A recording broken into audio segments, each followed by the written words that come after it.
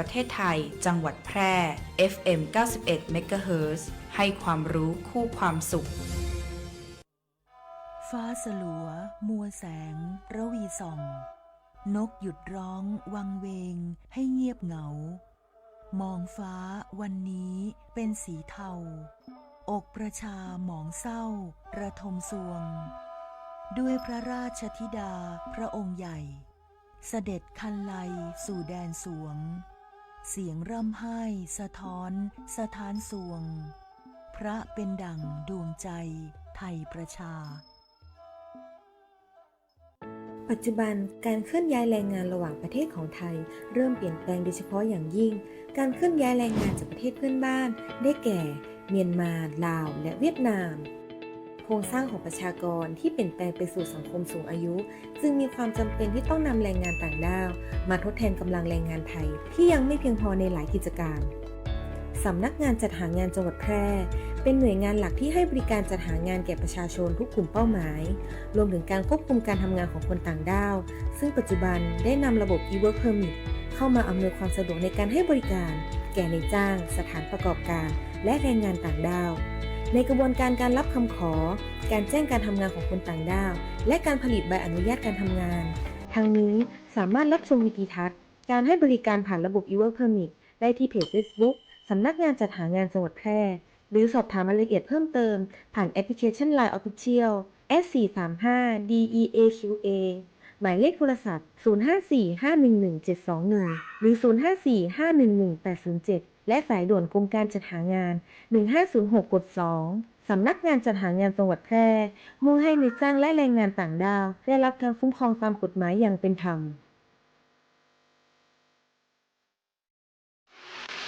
เมื่อถูกมิจฉาชีพหลอกเผลอโอนเงินไปแล้วสิ่งสำคัญที่สุดคือต้องรีบตั้งสติและดำเนินการทันทีขั้นแรกรีบโทรหาธนาคารของคุณเพื่อแจ้งระงับบัญชีที่เกี่ยวข้องทันทีขั้นที่ 2 รวบรวมหลักฐานทั้งหมดและไปแจ้งความกับตำรวจโทร 1441 หากมีข้อสงสัยติดต่อธนาคารแห่งประเทศไทยโทร 1213 มีสติไม่เสียสตางค์ย้ำอีกครั้งธนาคารแห่งประเทศไทยโทร 1213ถ้าชีวิตของคุณคือหนังหนึ่งเรื่องคปภ.เราคงไม่ใช่ผู้กำกับแต่เราคือผู้สนับสนุนที่ทำให้ตัวเอกเช่นคุณได้พบกับฉากจบอย่างแฮปปี้เอนดิ้งดังนั้นทุกเหตุประกันภัยสิทธิ์ของคุณต้องได้รับความคุ้มครองหากเกิดข้อพิพาทบันทึกเหตุการณ์เก็บหลักฐานติดต่อบริษัทประกันภัยและเพื่อความมั่นใจคปภ.พร้อมให้คำปรึกษาเพิ่มเติมทุกกรณีให้ทุกสิทธิ์ของคุณได้รับความเป็นธรรมอย่างแท้จริงสายด่วนคปภ. 1186 Line Official @OIC Connect คปภ.คุ้มครองผู้ทำประกันภัยคุ้มครองคุณเตรียมพบมหกรรมสุดยิ่งใหญ่แห่งปี Northern Best Deal มหกรรมขับเคลื่อนเศรษฐกิจ 4 จังหวัดภาคเหนือตอนบน 2 เชียงราย พะเยา แพร่ และน่าน รวมของดีของเด่นสินค้าโอท็อปอาหารพื้นถิ่น งานคราฟต์และสินค้าคุณภาพจากชุมชน ให้ทุกท่านได้เที่ยวชิมช็อปกันอย่างจุใจ ครั้งที่ 1 15-19 กรกฎาคม 2569 ณ ลานหนองน้ำครกอำเภอภูเพียงจังหวัดน่าน แล้วมาพบกันในงาน Northern Best Deal มหกรรมขับเคลื่อนเศรษฐกิจ 4 จังหวัดภาคเหนือตอนบน 2 เชียงราย พะเยา แพร่ น่าน มหกรรมแห่งโอกาสสร้างรายได้สร้างเศรษฐกิจสร้างอนาคตชุมชนไทยคุณกำลังฟัง FM 91 MHz สถานีวิทยุกระจายเสียงแห่งประเทศไทยจังหวัดแพร่ให้ความรู้คู่ความสุข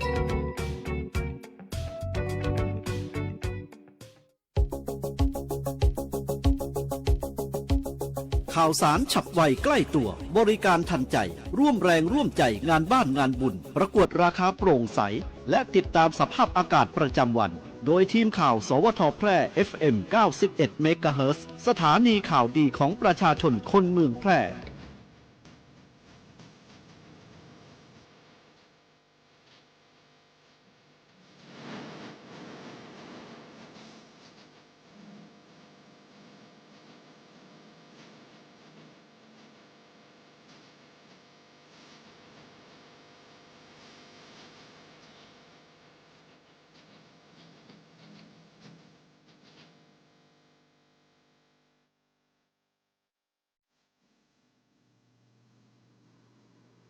สวัสดีครับสถานีวิทยุกระจายเสียงแห่งประเทศไทยจังหวัดแพร่เสนอข่าวท้องถิ่นประจำวันเสาร์ที่ 11 กรกฎาคม พุทธศักราช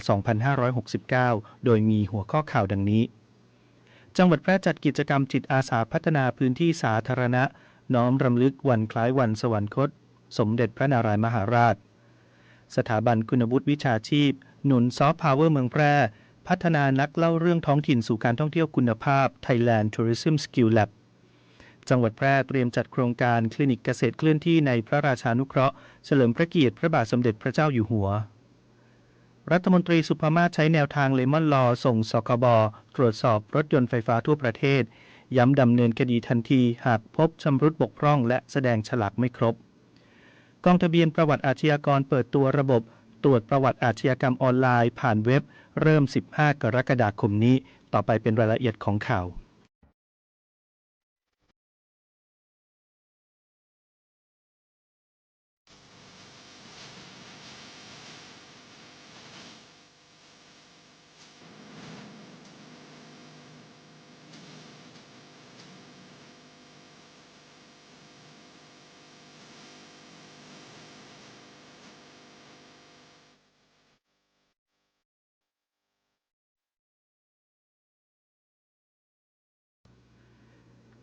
จังหวัดแพร่จัดกิจกรรมจิตอาสาพัฒนาพื้นที่สาธารณะน้อมรำลึกวันคล้ายวันสวรรคตสมเด็จพระนารายมหาราช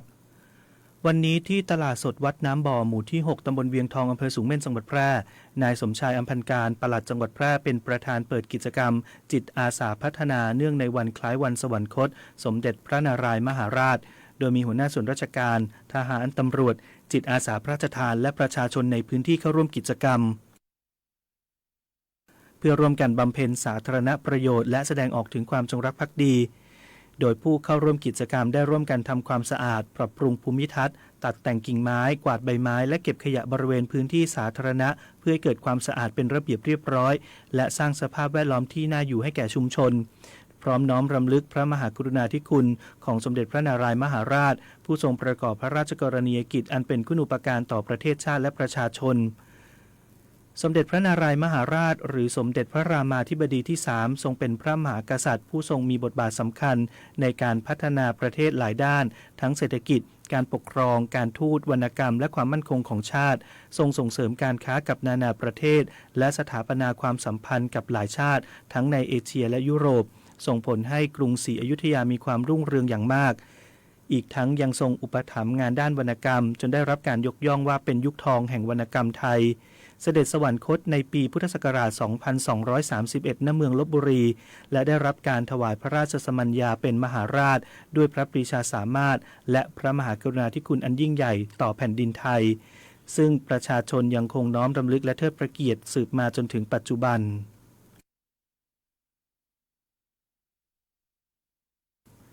สถาบันพัฒนา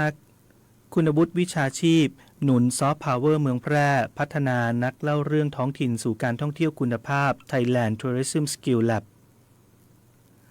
วันนี้ดร.ณฐาจันทนูรองผู้อำนวยการสถาบันคุณวุฒิวิชาชีพเป็นประธานเปิดกิจกรรมอบรมพัฒนาศักยภาพบุคลากรในอุตสาหกรรมท่องเที่ยวภายใต้โครงการ Thailand Tourism Skill Lab ห้องปฏิบัติการฝึกอบรมทักษะด้านการท่องเที่ยวด้วยความร่วมมือจากสถาบันคุณวุฒิวิชาชีพองค์การมหาชนสมาคมสตรีนักธุรกิจและวิชาชีพแห่งประเทศไทยจังหวัดแพร่ในพระบรมราชินูปถัมภ์และภาคีเครือข่ายนักธุรกิจจังหวัดแพร่เพื่อยกระดับศักยภาพบุคลากรด้านการท่องเที่ยวให้สามารถนำทุนทางวัฒนธรรมและอัตลักษณ์ท้องถิ่นมาต่อยอดสร้างมูลค่าทางเศรษฐกิจผ่านการส่งเสริมการท่องเที่ยวเชิงวัฒนธรรมและวิถีชุมชนโดยมีผู้ประกอบการนักธุรกิจและผู้สนใจด้านการท่องเที่ยวเข้ารับการอบรมในหลักสูตรอาชีพนักเล่าเรื่องท้องถิ่นฉบับปัจจุบันระดับ 5 เพื่อพัฒนาทักษะการเล่าเรื่องการสร้างคอนเทนต์การตลาดดิจิทัลและการสร้างประสบการณ์ท่องเที่ยวที่สามารถต่อยอดสู่การสร้างรายได้และเพิ่มขีดความสามารถในการแข่งขันของพื้นที่ดร.ณฐาได้กล่าวว่าโครงการ Thailand Tourism Skill Lab มีเป้าหมายในการพัฒนาบุคลากรให้มีสมรรถนะตามมาตรฐานอาชีพพร้อมต่อยอดทุนทางวัฒนธรรมอาหารพื้นถิ่นวิถีชีวิตชุมชนหัตถกรรมและเทศกาลท้องถิ่นให้กลายเป็นมูลค่าทางเศรษฐกิจอย่างเป็นรูปธรรมผ่านการเรียนรู้เชิงปฏิบัติการการผลิตคอนเทนต์การให้คำปรึกษาจากผู้เชี่ยวชาญและการนำเสนอผลงานต่อผู้ประกอบการเพื่อสร้างโอกาสทางธุรกิจ เชื่อมโยงเครือข่ายและผลักดันให้คนในพื้นที่สามารถใช้ความคิดสร้างสรรค์และเทคโนโลยีดิจิทัลขับเคลื่อนการท่องเที่ยวสร้างงานสร้างรายได้และยกระดับซอฟต์พาวเวอร์ของจังหวัดแพร่และประเทศไทยอย่างยั่งยืน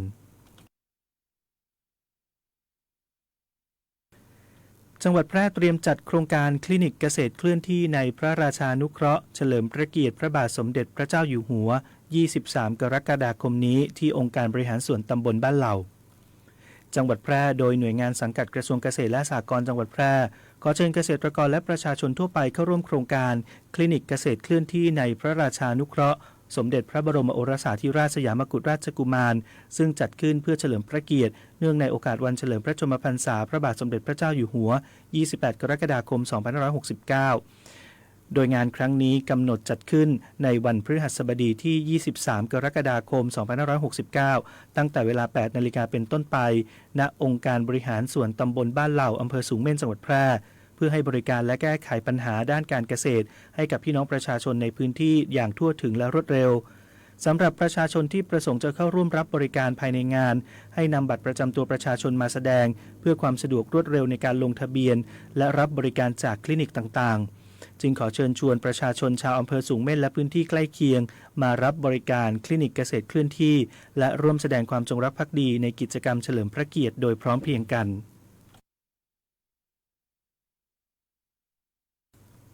รัฐมนตรีสุภมาศใช้แนวทางเลมอนลอส่งสคบตรวจสอบรถยนต์ไฟฟ้าทั่วประเทศย้ำดำเนินคดีหากพบชำรุดบกพร่องแสดงฉลากไม่ครบนางสาวสุภมาศอิสระภักดีรัฐมนตรีประจำสำนักนายกรัฐมนตรีในฐานะกำกับดูแลสำนักงานคณะกรรมการคุ้มครองผู้บริโภคหรือสคบมอบหมายให้นายประเดิมชัยบุญช่วยเหลือที่ปรึกษารัฐมนตรีประจำสำนักนายกรัฐมนตรีดร.พัชรินทร์ ซัมสิริพงศ์เลขานุการรัฐมนตรีประจำสำนักนายกรัฐมนตรีและนายรณรงค์ภูลพิพัฒน์เลขาธิการคณะกรรมการคุ้มครองผู้บริโภคติดตามและเพิ่มความเข้มงวดในการตรวจสอบการจำหน่ายรถยนต์ไฟฟ้าหรือ EV ทั่วประเทศโดยกำชับให้ผู้ประกอบธุรกิจแสดงฉลากและข้อมูลสำคัญของรถยนต์ให้ถูกต้องครบถ้วนและเป็นไปตามที่กฎหมายกำหนดพร้อมสั่งการให้เจ้าหน้าที่ลงพื้นที่ตรวจสอบโชว์รูมและจุดจำหน่ายอย่างต่อเนื่องเริ่มจากในกรุงเทพมหานครและปริมณฑลก่อนขยายสู่ต่างจังหวัดหากพบการฝ่าฝืนหรือแสดงข้อมูลไม่ครบถ้วนจะดำเนินการตามกฎหมายทันทีทั้งนี้สคบจะประสานความร่วมมือกับสำนักงานมาตรฐานผลิตภัณฑ์อุตสาหกรรมหรือสมอ.และกรมการขนส่งทางบกอย่างใกล้ชิดเพื่อยกระดับมาตรฐานการเปิดเผยข้อมูลรถยนต์ไฟฟ้าให้ครอบคลุมทั้งด้านมาตรฐานผลิตภัณฑ์และการจดทะเบียนใช้งานเพื่อให้ผู้บริโภคได้รับข้อมูลที่ถูกต้องครบถ้วนก่อนตัดสินใจซื้อการดำเนินการครั้งนี้ยังเป็นการเตรียมความพร้อมให้สอดคล้องกับร่างพระราชบัญญัติความรับผิดเพื่อความชำรุดบกพร่องของสินค้าหรือเลมอนลอซึ่งผ่านการรับหลักการในวาระที่1ของสภาผู้แทนราษฎรแล้วและอยู่ระหว่างการพิจารณาตามขั้นตอนของรัฐสภาโดยมีเป้าหมายยกระดับการคุ้มครองผู้บริโภคในสินค้ามูลค่าสูงเช่นรถยนต์ให้ได้รับความเป็นธรรมมากขึ้นระหว่างนี้สคบจะบังคับใช้กฎหมายที่มีอยู่อย่างเต็มที่ทั้งพระราชบัญญัติคุ้มครองผู้บริโภคพุทธศักราช 2522 ในส่วนฉลากและการโฆษณาหากประชาชนพบการแสดงข้อมูลไม่ครบถ้วนหรือถูกเอาเปรียบสามารถร้องเรียนได้ที่สายด่วนสคบ 1166 แอปพลิเคชัน OCPB Connect เว็บไซต์ ocpb.go.th หรือศูนย์ดำรงธรรมทั่วประเทศ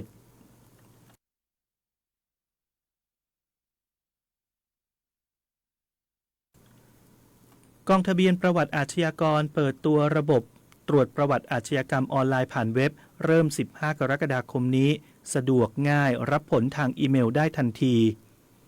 กองทะเบียนประวัติอาชญากรสำนักงานพิสูจน์หลักฐานตำรวจสำนักงานตำรวจแห่งชาติยกระดับการบริการประชาชนสู่ยุคดิจิทัลอย่างเต็มรูปแบบประกาศเปิดตัวระบบตรวจสอบประวัติอาชญากรรมออนไลน์ด้วยชื่อนามสกุลและเลขประจำตัวประชาชน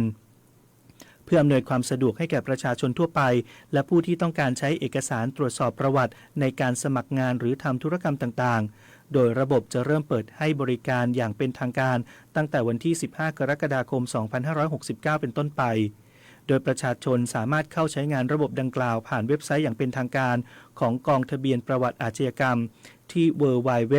www.crd.go.th/bg/landing ซึ่งถูกออกแบบมาให้มีการใช้งานที่ง่ายรวดเร็วและปลอดภัยใน 4 ขั้นตอนคือกรอกคำร้องยืนยันตัวตนชำระเงินออนไลน์และรับผลตรวจประวัติสำหรับผู้ที่เลือกยืนยันตัวตนผ่านแอปพลิเคชันไทยดีจะได้รับสิทธิประโยชน์สูงสุดโดยสามารถเข้าตรวจสอบและรับผลประวัติทางอีเมลได้ตลอดเวลาทุกที่ทุกวันสำหรับประชาชนที่ไม่สะดวกรับผลทางอิเล็กทรอนิกส์หรือมีความจำเป็นต้องใช้เอกสารฉบับจริงที่มีการลงลายมือชื่อจากเจ้าหน้าที่ยังคงสามารถเลือกเดินทางมารับผลด้วยตนเองได้ณจุดบริการทั่วประเทศได้แก่กองทะเบียนประวัติอาชญากรศูนย์พิสูจน์หลักฐาน 1-10 พิสูจน์หลักฐานจังหวัดทั่วประเทศสำหรับผู้ที่สนใจหรือมีข้อสงสัยเพิ่มเติมสามารถติดต่อสอบถามข้อมูลได้ที่งานตรวจประวัติด้วยชื่อสกุลโทรศัพท์02-205-1347 หรือติดตามรายละเอียดผ่านหน้าเว็บไซต์ www.crd.go.th สวัสดีเจ้าน้ำตาลพิษคณะนะเจ้าขอเชิญชวนฮีโร่เจ้าประจำตีสัญญาว่าจะมาบริจาคเลือดตึง3 เดือนและคนตีมาบริจาคเตือแรกอยากให้อยู่ด้วยกันเป็นหมื่นๆส่วนคนตีหายไปหมู่เฮายังรอคุณปิกมาหาเสมอเนอะเจ้าสำหรับไผที่ยังบ่เคยบริจาคเลือดมาลองเป็นผู้ฮื้อและมาเป็นครอบครัวเดียวกันเนอะเจ้าเพราะทุกวินาทีคือโอกาสช่วยชีวิตการฮื้อเลือดเลยเป็นเรื่องที่รอวันผูกบ่ได้ติดตาม Give But Now ฮื้อเลือดฮื้อได้ฮื้อเลยได้ทุกแพลตฟอร์ม Official ของศูนย์บริการโลหิตแห่งชาติสภากาชาดไทยเจ้าเลิกคุยกับคนทั้งอำเภอเพื่อเธอคนเดียวพี่นี่มันเข้าพรรษาไม่งดเหล้าบ้างเหรอไม่หัวใจพี่อ่อนแองดเหล้าเข้าพรรษาไม่พักใจก็พักตับพักไตบ้างเถอะครับทุกครั้งที่ดื่มเซลล์ตับยิ่งทำงานหนักและถูกทำลายมากขึ้นเกิดภาวะพังผืดและเป็นแผลในเนื้อเยื่อตับใจไม่แข็งตับแข็งนะครับกฎหมายง่ายจังแค่ฟังก็เข้าใจโดยสำนักงานกิจการยุติธรรมตอนขุดลอกแม่น้ำต้องขออนุญาตอ้าวเฮ้ยตาเหลิมขุดตลิ่งทำไมกันนะฮะก็ป้าศรีจ้างฉันให้ขุดตลิ่งให้กว้างอีกสัก 2-3 เมตรแล้วก็ลึกอีก2 เมตรจ้าแกบอกจะได้มีน้ำผ่านกักน้ำได้เยอะขึ้นอ๋อแกกลัวว่าจะไม่มีน้ำทำนาในหน้าแล้งนะสิท่าน่าจะใช่ลุงช้าก่อนคุณเหลิมอย่าเพิ่งขุดนะคะการขุดลอกแก้ไขหรือทำให้เกิดการเปลี่ยนแปลงร่องน้ำทางเรือเดินแม่น้ำลำคลองทะเลสาบหรือแม้แต่ทะเลภายในน่านน้ำไทยโดยไม่ได้รับอนุญาตจากกรมเจ้าท่าจะมีโทษปรับตั้งแต่ 5,000 ถึง 50,000 บาทเชียวนะคะฉะนั้นคุณเหลิมต้องหยุดขุดและต้องบอกป้าศรีไปขออนุญาตกรมเจ้าท่าก่อนนะคะจริงเหรอไม่เอาแล้วฉันไม่มีเงินจ่ายหรอกอย่าว่าแต่ 5,000 บาทเลย500 บาทยังไม่มีจ่ายเลยจ้าหากสงสัยเรื่องกฎหมายหรือได้รับความไม่เป็นธรรมติดต่อสำนักงานยุติธรรมจังหวัดทั่วประเทศหรือโทรสายด่วนยุติธรรม1111กด77นะ จะบอกให้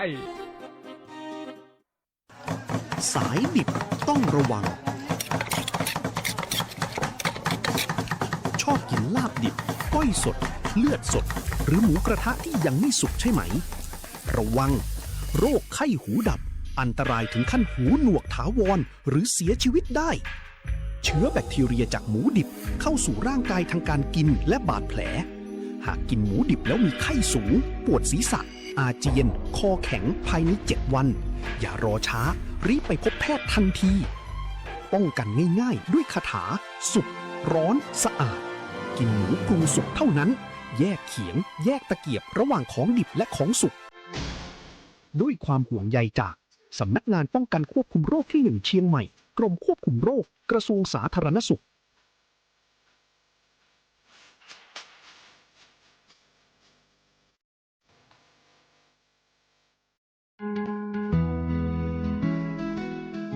สวัสดีเจ้าพี่น้องผู้ประกันตนและนายจ้างทุกท่านเตรียมเสียงของตัวท่านไว้ให้พร้อมร่วมกำหนดอนาคตกองทุนประกันสังคมกับการเลือกตั้งคณะกรรมการประกันสังคมในวันอาทิตย์ที่27 กันยายน 2569 1 เสียงของตัวท่านเปลี่ยนอนาคตใดสอบถามข้อมูล 054-522-231-2 สำนักงานประกันสังคมจังหวัดแปร่หรือสายด่วน 1506 ตลอด24 ชั่วโมง แล้วปะกันในวันเลือกตั้งวันอาทิตย์ที่27 กันยายน 2569 เวลา 8 โมงเจ้าถึงบ่าย 4 โมง เพราะทุกคะแนนเสียงมีคุณค่าและมีส่วนสำคัญในการขับเคลื่อนเจ้า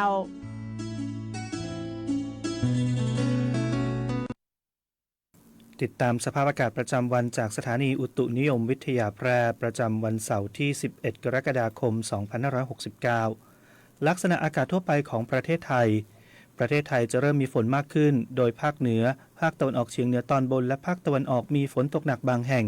เนื่องจากมีหย่อมความกดอากาศต่ำปกคลุมบริเวณประเทศเวียดนามตอนบน ประกอบกับมรสุมตะวันตกเฉียงใต้ที่พัดปกคลุมทะเลอันดามัน ประเทศไทยและอ่าวไทยมีกำลังแรงขึ้น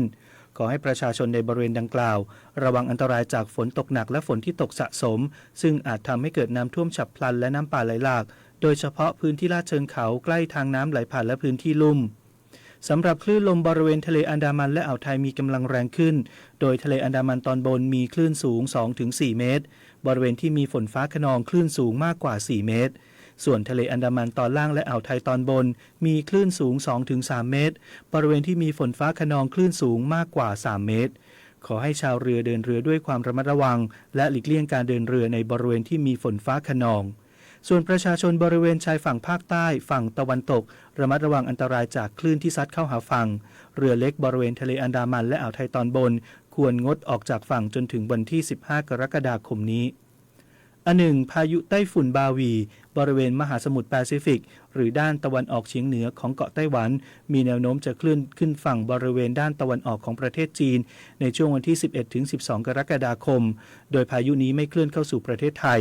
ขอให้ผู้ที่จะเดินทางไปบริเวณดังกล่าวตรวจสอบสภาพอากาศก่อนออกเดินทางไว้ด้วยพยากรณ์อากาศบริเวณภาคเหนือมีฝนฟ้าคะนอง160ของพื้นที่และมีฝนตกหนักบางแห่งบริเวณจังหวัดแม่ฮ่องสอนเชียงใหม่เชียงรายพะเยาน่านและตากอุณหภูมิต่ำสุด 22-26 องศาเซลเซียสอุณหภูมิสูงสุด 27-32 องศาเซลเซียสลมตะวันตกเฉียงใต้ความเร็ว 10-20 กิโลเมตรต่อชั่วโมงพยากรณ์อากาศบริเวณจังหวัดแพร่มีฝนฟ้าคะนอง160ของพื้นที่ทัศนวิสัย 6-12 กิโลเมตรลมตะวันตกเฉียงใต้ความเร็ว 10-20 กิโลเมตรต่อชั่วโมงที่สถานีอุตุนิยมวิทยาแพร่วานนี้วัดอุณหภูมิสูงสุดได้ 27.0 องศาเซลเซียสเช้าวันนี้วัดอุณหภูมิต่ำสุดได้ 24.0 องศาเซลเซียสคาดว่าอุณหภูมิสูงสุดวันนี้ประมาณ 29 องศาเซลเซียสคาดว่าอุณหภูมิต่ำสุดเช้าพรุ่งนี้ประมาณ 24 องศาเซลเซียสปริมาณน้ำฝนตั้งแต่เวลา 7 นาฬิกาวันนี้จนถึง 7 นาฬิกาของวันนี้วัดได้ 17 มิลลิเมตรวันนี้ดวงอาทิตย์ตกเวลา 18:59 นาทีวันพรุ่งนี้ดวงอาทิตย์ขึ้นเวลา 5:51 นาที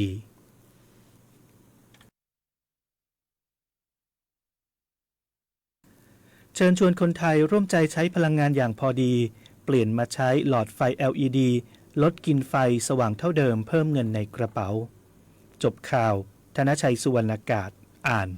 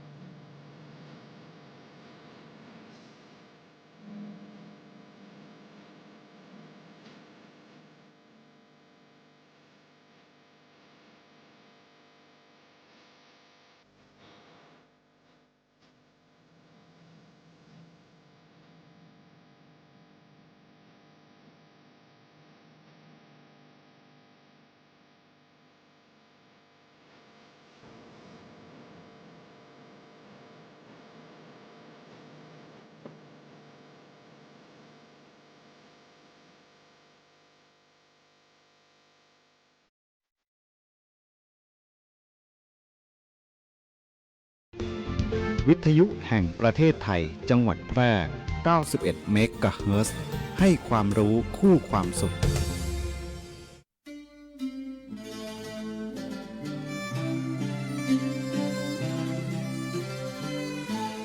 หม้อห้อมไม้สักถิ่นรักพระหล่อช่อแห่สีเมืองหรือเรื่องแพะเมืองผีคนแพร่นี้ใจงามชาวจังหวัดแพร่ขอต้อนรับนักท่องเที่ยวทุกท่านที่มาเยือนพวกเราด้วยความยินดียิ่ง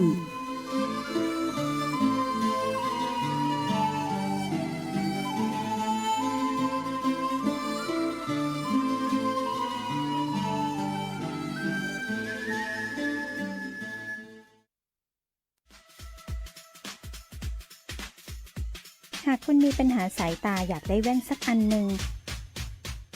ไว้ตอบแชทตอบไลน์งานด่วนใส่ขับรถไปทำงานไปท่องเที่ยวดูแผนที่ปักหมุดหาจุดหมายปลายทางหรือต้องการใช้เลนโปรเกรสซีฟไว้มองไกลมองกระจกซ้ายกระจกขวา The World of Ticon เราเข้าใจถึงปัญหาสายตาของคุณดีวัดสายตาแม่นยำโดยทัศนศาสตร์ด้วยประสบการณ์กว่า40 ปี The World of Ticon ช่วยคุณได้ตัวแทนจำหน่ายแว่นตานาฬิกาพร้อมบริการหลังการขายมาเลยที่ The World of Ticon มุมแยกกาดน้ำทองถนนภูเก็ตตำบลนาจักอำเภอเมืองแพร่จังหวัดแพร่โทร 0819520545แค่ 3 ปีความเสียหายจากอาชญากรรมไซเบอร์ของคนไทยพุ่งทะลุถึง 94,000 ล้านบาทหรือเฉลี่ยปีละ 30,000 ล้านบาท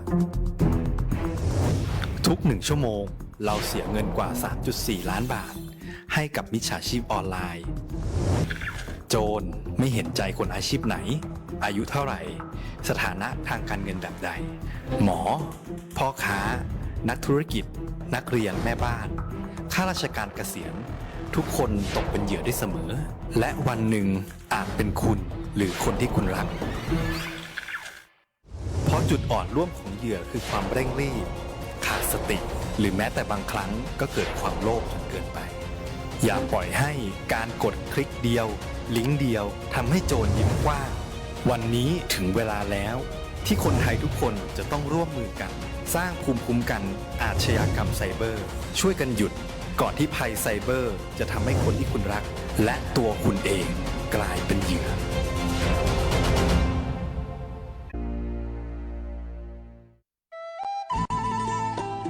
สวัสดีเจ้าพี่น้องผู้ประกันตนและนายจ้างทุกท่านเตรียมเสียงของตัวท่านไว้ให้พร้อมร่วมกำหนดอนาคตกองทุนประกันสังคมกับการเลือกตั้งคณะกรรมการประกันสังคมในวันอาทิตย์ที่27 กันยายนปี 2569 ตั้งแต่เวลา 8 โมงเจ้าถึงบ่าย 4 โมงผู้ประกันตนและนายจ้างที่มีคุณสมบัติครบถ้วนสามารถลงทะเบียนใจสิทธิ์เลือกตั้งใดโดยผ่านเว็บไซต์สำนักงานประกันสังคมแอปพลิเคชัน SSO Plus หรือสำนักงานประกันสังคมทุกแห่งตั้งแต่วันนี้จนถึงวันที่ 15 กรกฎาคม 2569 1 เสียงของตัวท่านเปลี่ยนอนาคตใดสอบถามข้อมูลโทร 054-522-231 ถึง 2 สำนักงานประกันสังคมจังหวัดแพร่หรือสายด่วน 1506 ตลอด24 ชั่วโมงแล้วปะกันในวันเลือกตั้งในวันอาทิตย์ที่27 กันยายน 2569 เวลา 8 โมงเจ้าถึงบ่าย 4 โมง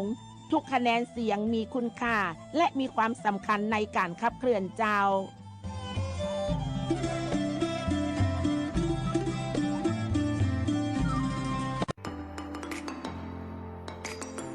ขับขี่ปลอดภัยเมืองไทยไร้อุบัติเหตุด้วยความห่วงใยจากสวทแป FM 91 เมกะเฮิรตซ์ฟ้าสลัวมัวแสงระวีส่องนกหยุดร้องวังเวงให้เงียบเหงามองฟ้าวันนี้เป็นสีเทาอกประชาหมองเศร้าระทมสวงด้วยพระราชธิดาพระองค์ใหญ่เสด็จคันไลสู่แดนสวงเสียงร่ำไห้สะท้อนสถานสวงพระเป็นดั่งดวงใจไทยประชา คุณกำลังฟัง FM 91 MHz สวท แพร่ ให้ความรู้คู่ความสุข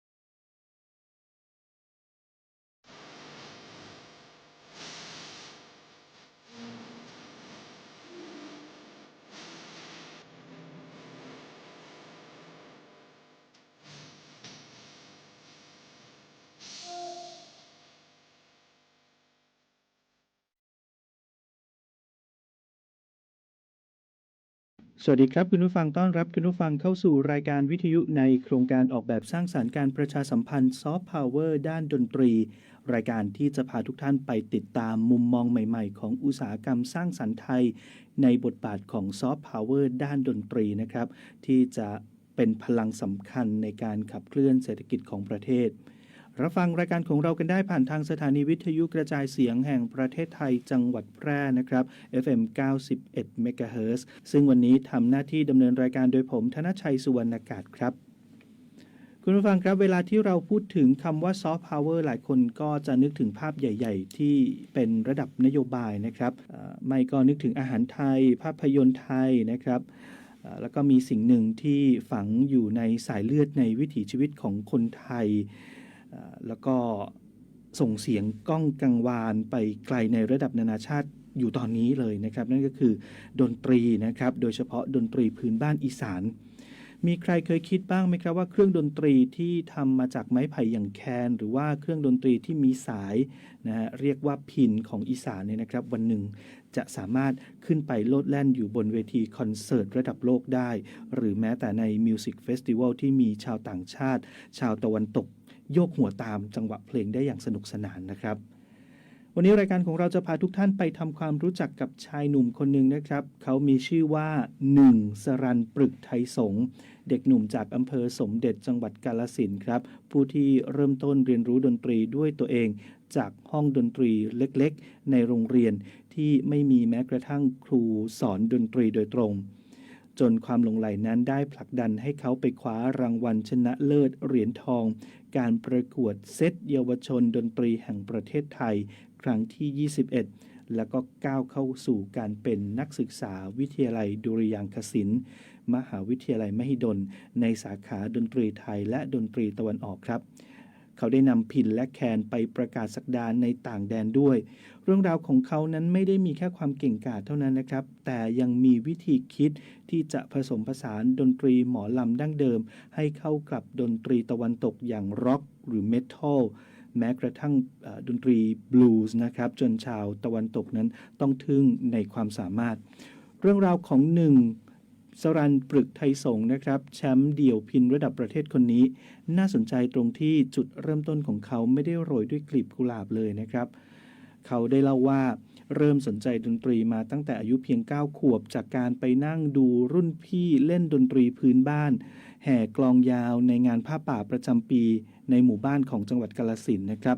ความสนุกสนานความม่วนในวันนั้นนะครับตรึงตาตรึงใจเลยจนกระทั่งบอกกับตัวเองเอาไว้นะครับว่าสักวันหนึ่งจะต้องเล่นให้ได้อย่างพี่เขาบ้างแต่ปัญหาก็คือว่าโรงเรียนประถมที่เขาเรียนอยู่ในตอนนั้นนะครับไม่มีครูสอนวิชาดนตรีพื้นบ้านโดยตรงเลยแต่สิ่งที่ทำก็คือเดินเข้าไปในห้องดนตรีของโรงเรียนแล้วก็ไปหยิบเครื่องดนตรีเก่าๆออกมานะครับไม่พอเท่านั้นยังเปิดดูสมุดโน้ตเก่าๆที่รุ่นพี่ได้ทิ้งไว้ด้วยแล้วก็ลองผิดลองถูกลองดีดพิณทีละสายเป่าแคนทีละเสียง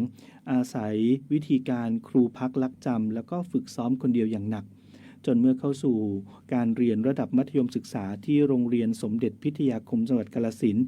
พรสวรรค์ที่บวกกับพรแสวงของเขาก็เริ่มเปล่งประกายขึ้นมานะครับ1 สรัญเล่นเครื่องดนตรีอีสานได้แทบทุกชนิดเลยไม่ว่าจะเป็นโปงลางนะครับเป็นโหวดกองยาวแคนและที่เชี่ยวชาญที่สุดนั้นก็คือพิณครับแต่จุดที่เปลี่ยนชีวิตของเขาและเปลี่ยนมุมมองของวงการดนตรีพื้นบ้านไทยนั่นก็คือการที่ก้าวขึ้นไปสู่เวทีระดับชาติอย่างเวทีเซตเวทีเยาวชนดนตรีแห่งประเทศไทยนะครับซึ่งปกติแล้วเวทีนี้มักจะเป็นพื้นที่มาปล่อยของนักดนตรีประเภทคลาสสิกตะวันตกอย่างเช่นคนเล่นเปียโนไวโอลินหรือเครื่องสายแบบสากลแต่1 สรัญกลับนำพิณอีสานขึ้นไปบรรเลงบนเวทีนั้นนะครับเขาไม่ได้เล่นแค่ลวดลายพื้นบ้านธรรมดาเท่านั้นแต่ได้หยิบเอาความชอบส่วนตัวที่มักจะชอบฟังเพลงหลากหลายแนวนะไม่ว่าจะเป็นบลูแจ๊สเรกเก้หรือแม้กระทั่งเฮฟวี่เมทัลแล้วก็เอามาแกะโน้ตนะครับด้วยเทคนิคของกีตาร์จนมาประยุกต์ลงบนพิณ3 สายของอีสานผลลัพธ์ก็คือ การแสดงที่ออกมาดุดันเร้าใจมีสำเนียงแบบไทยแท้ แต่ก็มีความเป็นสากลอย่างที่สุดด้วย จนกรรมการก็ให้คะแนนเขาจนคว้ารางวัลเหรียญทองชนะเลิศอันดับหนึ่งในระดับมัธยมปลาย รางวัลนี้เขาคว้ามาครองได้สำเร็จในปี 2561 ครับและนั่นคือตั๋วใบสำคัญที่ทำให้ได้เข้าเรียนต่อที่วิทยาลัยดุริยางคศิลป์มหาวิทยาลัยมหิดลแล้วก็ยังเป็นจุดเริ่มต้นของการพาดนตรีอีสานเดินทางข้ามโลกไปครับช่วงนี้เรามาพักฟังเพลงกันก่อนนะฮะแล้วมาฟังกันต่อว่าชาวตะวันตกรู้สึกกันอย่างไรบ้างเมื่อได้ยินเสียงพิณและเสียงแคนด้วยฝีมือจากนักดนตรีของประเทศไทยครับช่วงหน้ากลับมาติดตามครับ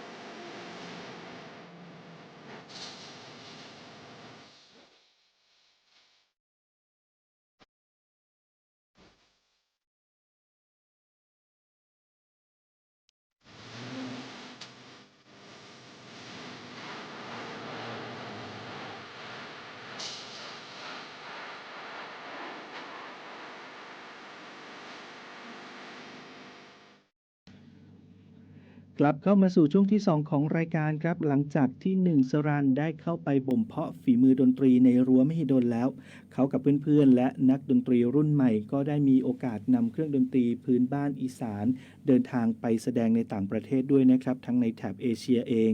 หรือแม้กระทั่งยุโรปและอเมริกา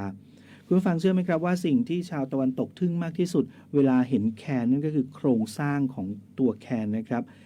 ชาวต่างชาติที่เป็นนักดนตรีคลาสสิกบอกว่าแคนเนี่ยเป็นเครื่องดนตรีที่มหัศจรรย์มากเพราะว่าทำมาจากไม้ไผ่ธรรมชาติแต่กลับสามารถเล่นเสียงประสานได้เหมือนกับออร์แกนลมของโบสถ์คริสต์ในตะวันตกเลยแถมยังมีพลังเสียงที่เป็นเอกลักษณ์เฉพาะตัวด้วยส่วนพิณอีสานนั้นเมื่อนำมาเล่นผ่านเอฟเฟกต์กีตาร์นะครับก็กลายเป็นเครื่องดนตรีที่มีพลังค่อนข้างสูงเลยนะฮะไม่ต่างจากกีตาร์ไฟฟ้าของวงร็อกระดับโลก1สรัญเคยเผยแพร่วิธีคิดไว้นะครับว่าดนตรีอีสานนั้นมีสเกลเสียงที่ใกล้เคียงกับดนตรีบลูส์ของชาวผิวดำในอเมริกานั่นจึงเป็นเหตุผลว่าทำไมคนผิวขาวหรือว่าคนตะวันตกนั้นเวลาฟังเสียงพิณอีสานแล้วไม่ต้องใช้ล่ามแปลภาษาเลยนะฮะแต่พวกเขาก็สามารถที่จะเข้าถึงความรู้สึกความสนุกสนานไปกับเสียงดนตรีของพิณอีสานได้ปรากฏการณ์นี้ไม่ได้เกิดขึ้นแค่กับ1สรัญคนเดียวเท่านั้นนะครับหากมองย้อนกลับไปในรอบหลายปีที่ผ่านมาวงดนตรีสไตล์หมอลำร่วมสมัยของไทยก็เคยมีการขนเอาดนตรีอีสานไปขึ้นแสดงในเวทีระดับโลกอย่าง Glastonbury Festival ที่อังกฤษนะครับหรือแม้แต่เทศกาลดนตรีในฝรั่งเศสและเยอรมนีมาแล้วตั๋วก็ขายจนหมดเกลี้ยงนะฮะฝรั่งมีภาพที่ลุกขึ้นมาเต้นในจังหวะสามช่าจังหวะเสิร์งอย่างสนุกสนานนะครับนี่ทำให้เห็นถึงคำนิยามของคำว่าซอฟต์พาวเวอร์อย่างแท้จริงเลยดนตรีที่มาจากรากเหง้าของชุมชนท้องไร่ท้องนาเนี่ยแต่วันหนึ่งกลับได้ถูกยกระดับขึ้นมาด้วยฝีมือและนวัตกรรมทางความคิดของคนรุ่นใหม่จนสามารถที่จะเชื่อมต่อกับคนได้ทั้งโลกโดยไม่มีพรมแดนทางภาษามาขั้นมาที่เรื่องราวของ1สรัญปึกไทยสงฆ์กันต่อครับจากเด็กต่างจังหวัดที่ไม่มีครูสอนดนตรีในวันนั้นสู่การเป็นมือพิณระดับแชมป์และเป็นผู้นำวัฒนธรรมดนตรีอีสานไปสู่สากลเป็นบทเรียนที่สำคัญให้กับเรา2ข้อด้วยกันเลยนะครับข้อแรกเลยอย่าขังวัฒนธรรมเอาไว้ในกรอบเดิมจนขยับไม่ได้ดนตรีพื้นบ้านอาจจะตายไปพร้อมกับการเวลานะครับถ้าไม่มีคนเล่นยุคใหม่ๆ1สรัญแสดงเห็นว่าการเอาพิณมาเล่นในลวดลายของจังหวะบลูส์เอาแคนมาผสมกับแจ๊สหรือการฟังเพลงเมทัลเพื่อเอาเทคนิคมาปรับใช้กับการเล่นพิณไม่ได้ทำลายรากเหง้าดนตรีอีสานเลยแต่มันคือการต่อลมหายใจนะครับให้เข้ากับยุคสมัยต่างหากบทเรียนข้อที่2ครับนั่นก็คือคุณค่าของเศรษฐกิจสร้างสรรค์เครื่องดนตรีที่ทำจากไม้ในราคาอาจจะแค่หลักร้อยหรือหลักพันในชุมชน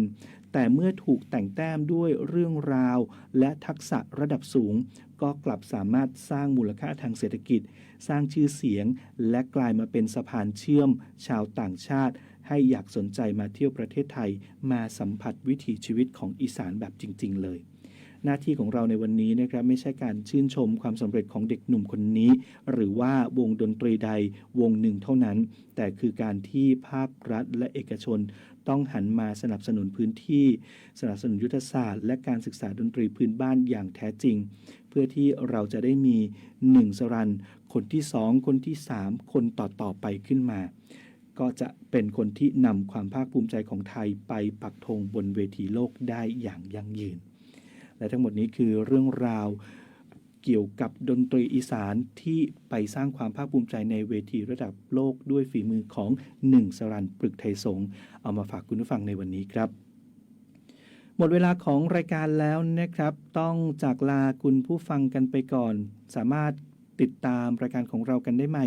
ในโอกาสหน้าสำหรับวันนี้ผมธนชัยสุวรรณากาศลาคุณผู้ฟังไปก่อนสวัสดีครับ